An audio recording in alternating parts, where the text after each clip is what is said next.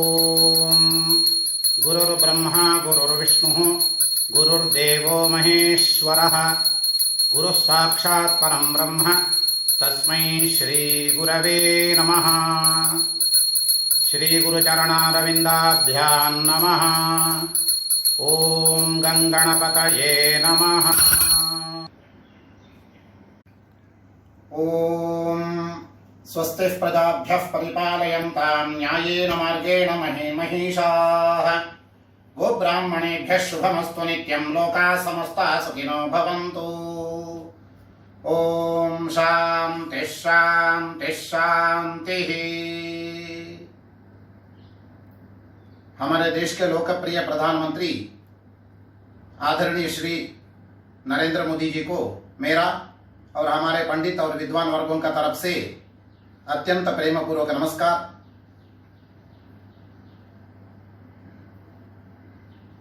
मैं सुब्रमण्य आइताल पंडित जी कर्नाटक में जन्म लेकर कई साल पहले महाराष्ट्र में आके मुंबई नगर का चेंबूर में निवास करता हूं। आदरणीय मोदी जी, सबसे पहले आपसे हाथ जोड़कर निवेदन है, ये मेरा वीडियो को अंत तक देखिए ताकि मेरा मन का बात आपको समझ सके।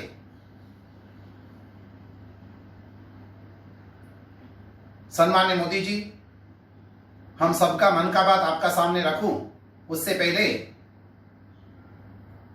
आपका दूसरा कार्यकाल का प्रगतिशील पहले साल अभी अभी जो संपन्न हुआ है उसके लिए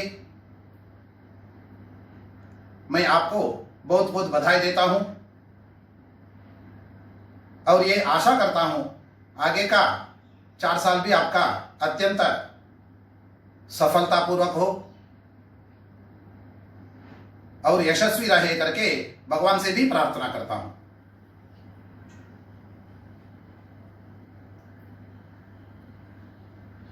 माननीय प्रधानमंत्री जी, ये जो कोरोना नाम का महामारी देशाद्यंत संकट लेकर आया है, ये समय में हमारा मन का दुविधा और आपका प्रति जो सद्भावना है उसको आपका सामने रखने के लिए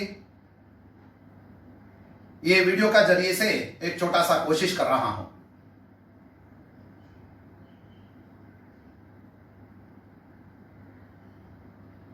माननीय प्रधानमंत्री जी, ये आपातकाल में हम सबको रक्षा करने के लिए, मानव और मानवता को सुरक्षित रखने के लिए आपने जो भी कड़े फैसले लिया है उससे हम सब लोग संतुष्ट हैं। श्रीमान मोदी जी, हमारा देश में सबको रक्षा करते हुए आपने दुनिया भर में मदद का हाथ बढ़ाकर एक मिसाल बनके विश्व गुरु का रूप में उभर कर आए हैं। उससे हम सब लोग अपना मन में गर्व महसूस करते हैं।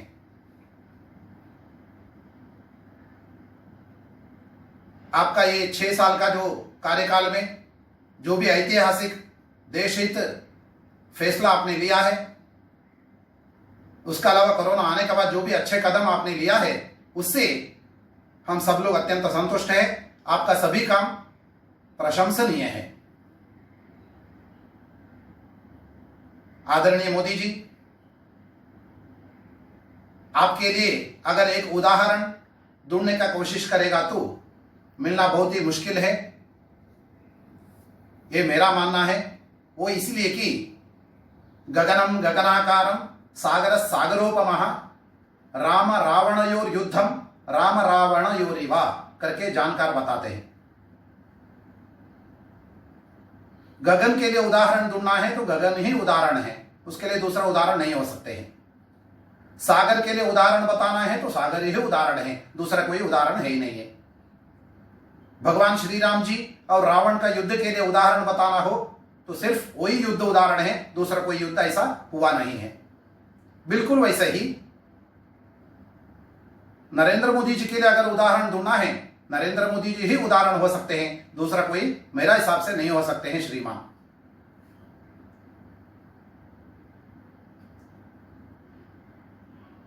आपने जब भी टीवी का सामने जनता संबोधन करने के लिए आए हैं, उससे पहले हम सब लोग बहुत बेसब्री से आपका इंतजार किया है। वो इसलिए कि सबको मंत्रमुग्ध करने जैसा आपका मधुर हिंदी भाषा हो, या समानता, पारदर्शिता और दूरदर्शिता का साथ में कार्य करने का आपका शैली हो, इससे उस पर हम सभी लोग फिदा है। आदरणीय मोदी जी, आपने जब भी टीवी का सामने आके संभाषण किया तभी एक ही मंत्र का उच्चारण किया है, सबका साथ, सबका विकास, सबका विश्वास। यह मंत्र सुन के हम सबका मन में एक विशेष ऊर्जा का संचलन प्राप्ति होता है।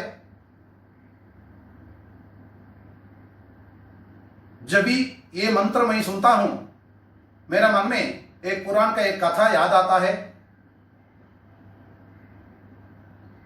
मोदी जी, आप बहुत जानकार है, फिर भी मेरा छोटा मुंह में बड़ी बात समझकर सुनिए।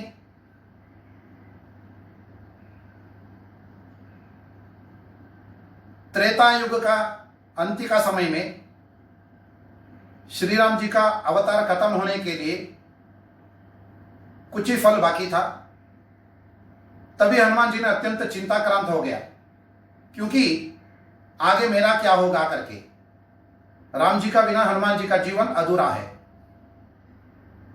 तभी श्री राम जी ने हनुमान जी को बुलाते हैं और बोलते हैं कि वत्स, चिंता मत करो, आगे अंजनाद्रि में जाके अपनी माता अंजना देवी का सेवा करते रहो। आगे कोई भी युग आ जाए, मेरा कोई भी अवतार हो, मैंने आपको श्री राम का रूप में दर्शन दूंगा करके उसको आश्वासन देते हैं और आशीर्वाद देते हैं। उसका बाद त्रेता युग खत्म हो गया, द्वापरा युग प्रारंभ हो गया और मथुरा में श्री कृष्ण परमात्मा अवतार भी ले लिया।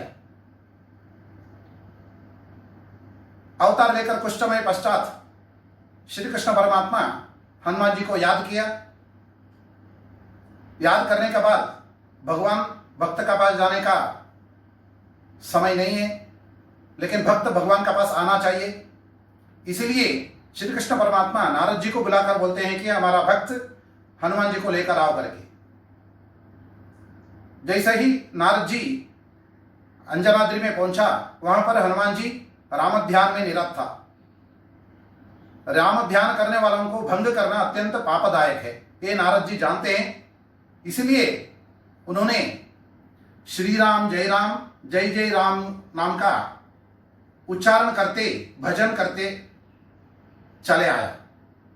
जैसा ही श्री राम जी का भजन सुना, स्तुति सुना, तो हनुमान जी ध्यान से उठ के न चाहते हुए भी नारद जी का पीछे पीछे चले आए। जैसा ही हनुमान जी आया, श्री कृष्ण परमात्मा नारद जी के पास एक आदेश दिया था। आते वक्त द्वारकावती में बलराम है, बलराम को मेरा जैसा शक्तिवान कोई भी नहीं है करके अहंकार है, उसका अहंकार भी दमन करना है करके आदेश दिया था। हनुमान जी ने बलराम का शक्ति का भी परीक्षा लिया और उसका अहंकार खत्म किया। उसके बाद हमारा कृष्ण भगवान का पत्नी सत्यभामा का मन में मेरा जैसा रूपवती कोई नहीं है करके अहंकार था, उसका भी अहंकार खत्म किया। उसका बाद श्री कृष्ण परमात्मा चरण में पहुंचा। उसका बाद श्री कृष्ण परमात्मा हनुमान जी को श्री राम का दर्शन दिया, श्री राम भगवान श्री राम का रूप में दर्शन दिया करके कथा में आते हैं। ये कथा मैंने इसलिए आपको बताया कि आपका मंत्र सुनकर, सबका साथ, सबका विकास, सबका विश्वास सुन के 1-2% लोग छोड़कर, श्रीमान मेरा यकीन कीजिए, बाकी सभी 130 जनसंख्या आपका पीछे ऐसा ही विश्वास के साथ चले आएंगे। आगे भी आप ऐसे ही देश हित का काम करते रहिए। इसलिए आपका हौसला बढ़ाने के लिए, आपका साथ हम लोग है करके बताने के लिए एक कथा मैंने बताया।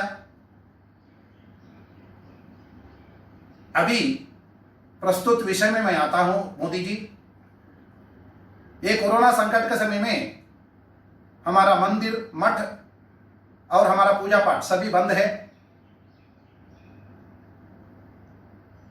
आपने टीवी में पिछला जो संबोधन में आत्मनिर्भरता का बारे में हम सबको बताया।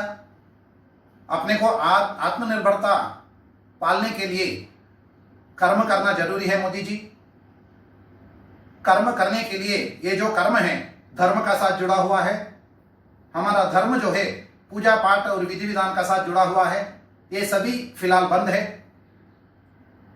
ये हमारा कोरोना कभी खत्म होगा, हमारा जीवन फिर से एक बार कभी पटरी पे पहुंचेगा, ये कोई भी नहीं जानते हैं। इसलिए आपसे एक निवेदन है, सभी जिसको तकलीफ है वैसा पंडित जी लोग से संपर्क करके मैंने आपका सामने प्रस्ताव कर रहा हूं। बहुत सारे पंडित जी लोग या असिस्टेंट पंडित जी हो या खाना बनाने वाला महाराज हो, सभी दुखी है। जल्दी से जल्दी हमारा मंदिर और मठ और यजमान का घर में पूजा करने के लिए अनुमति दीजिए। सभी जगह पर हम लोग सोशल डिस्टेंसिंग हो या कोरोना का संक्रमण से बचने के लिए जो भी गाइडलाइंस आप देंगे उसको परिपूर्ण पालन करेंगे। हम लोग जब भी कर्म करेंगे, पूजा पाठ करेंगे तो हमारा जीवन भी आगे बढ़ेगा। आत्मनिर्भरता का साथ हम लोग जी सकते हैं। अगर महाराष्ट्र का कोरोना का अतिक्रमण का वजह से अगर मंदिर और मठ खोल नहीं सकते हैं तो आपसे सभी पंडित जी का तरफ से एक प्रार्थना है।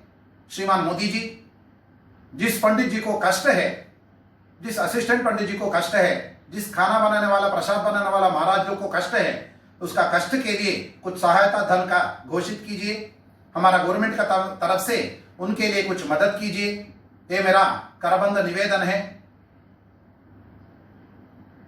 एक भारतीय प्रजा होने का नाते हमारा समुदाय में जिसको कष्ट है वो सबको सुनकर मैंने आपका सामने प्रार्थना करता हूं। आपने मेरा निवेदन को स्वीकार कीजिए, जल्दी से जल्दी उन सबका कष्ट को निवारण कीजिए करके प्रार्थना करता हूं मोदी जी। और आपका आगे का जो 4 साल है और उसका बाद 2023 में आने वाला चुनाव में भी आप ही प्रचंड बहुमत का साथ चुनकर आके हमारे प्रधानमंत्री जी का पद का अलंकार करें, ये हम सबका आशा है। आप और अपना कैबिनेट सभी मंत्रियों को भगवान का कृपा ऐसा ही बने रहे, इसके लिए हम लोग भगवान से विशेष तरीके से प्रार्थना करते हैं। भगवान से प्रार्थना करके आपको आशीर्वाद भी करते हैं।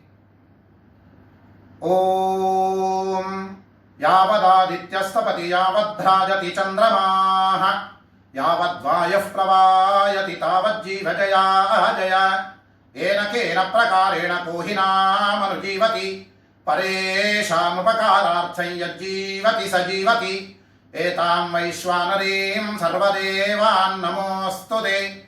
न चोरभयं न च सर्पभयं न च व्याघ्रभयं न च मृत्युभयम् यस्यापमृत्युर्न च मृत्युः सर्वं लभते सर्वं जयते।